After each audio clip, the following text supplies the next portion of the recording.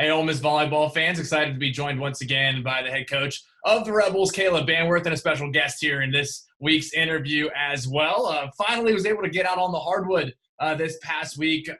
Tough matchup against the top 10 team in the country, one of the best in the SEC.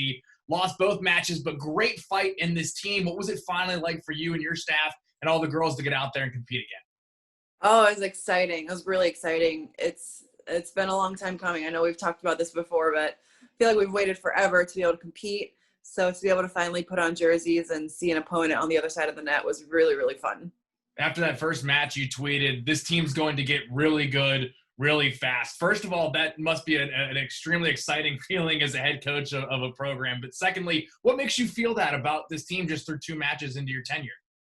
Yeah, I mean, obviously we went 0-2, and that's never fun. But as a coaching staff, we saw, glimmers of greatness, and we saw flashes of really, really good volleyball on our side of the net. And I told the team, we played 3 really good sets this weekend. They just happened to be on different nights. So we did a lot of really good things, and I know it didn't reflect in the win-loss column, but we got to figure out how to do really, really good things over a long period of time. So we saw it in really short bursts. And so that was encouraging as a coaching staff and as a team. But now it's, how can we do it for a long period of time? And the other thing we talked about throughout the entire offseason was not really setting a lineup until that first week. And then you're going to see the natural shuffling in a first weekend for any team. But do you think that in a shortened season, that's something we might see a lot of, riding hot hands, trying to test different players, how their makeup in competitive settings? Do you think that's something we'll see a lot of here throughout 2020?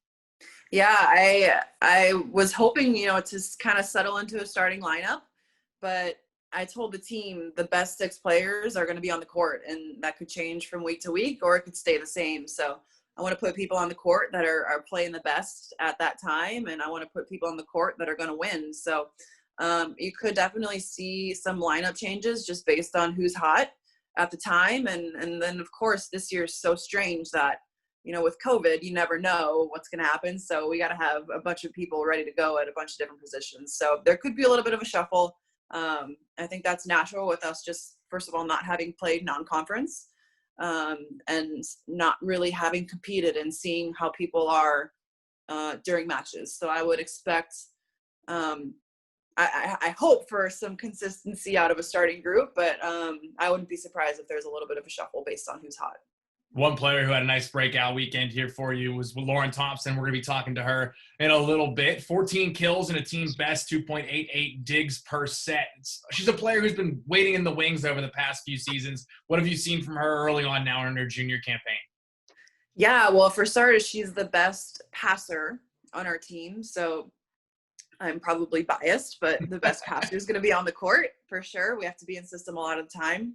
And then offensively, she's able to put balls away in really difficult positions. And as an outside hitter, she's going to get a lot of really tough sets that we're relying on her to put the ball away. And she's doing a really, really good job of that. And then on top of that, it's just having her energy, her vibe, her leadership as a teammate on the court is really, really good for this team. I think it affects this team in a positive way. And it's something that, when we are getting challenged and things are competitive and things are getting tough, to have that kind of personality on the court is beneficial big time. And another hype machine like that is freshman Peyton Bergache, one of a handful of freshmen who made her debut this past weekend. What enabled someone like her to be able to, bless you, to be able to get out there and make an impact right away here in a Rebel debut? Sorry, I just got the coughs. Matt, are you giving me the coughs, dude? Yeah, go see daddy. I mean, again, we're going to put the 6 best people on the court, and that's based on how they're practicing, based on some statistics that we're looking at. And Peyton has been doing a really good job in the gym. She's dealt with some injuries here and there. She had an ankle injury a couple weeks ago that held her out for a little bit, which is tough on anybody.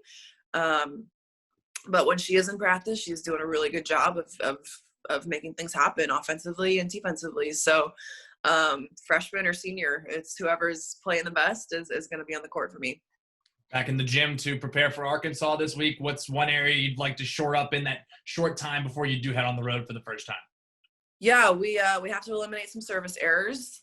Those kind of we shot ourselves in the foot a little bit this past weekend. So we got to clean up some of that serving errors, and then we got to clean up our ball handling a little bit. We had some opportunities to be in system on our side and be on the offensive and really attack A&M, and our ball handling was pretty inconsistent, so it made things tougher on ourselves.